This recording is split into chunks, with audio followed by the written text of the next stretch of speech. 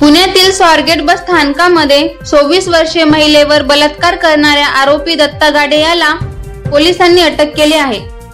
पोलिसांनी गेले 2-3 दिवस गुंगरा देणाऱ्या गाडेला बेड्या ठोकल्यात। दत्ता गाडे याला मध्यरात्री शिवारातून अटक केली होती, मात्र दत्ता गाडेला त्यांच्याच गावातील गणेश गव्हाणे यांनी पकडून पोलिसांच्या स्वाधीन केला आहे।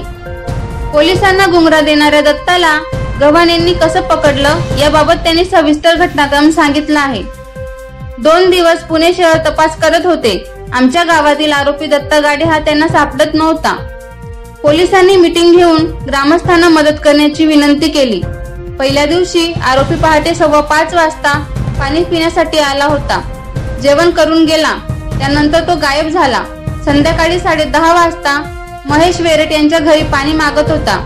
यावेळी महेश त्यांनी त्याचे लोकेशन दिले, पण लगेच दत्ता चकवा देऊन फरार झाला।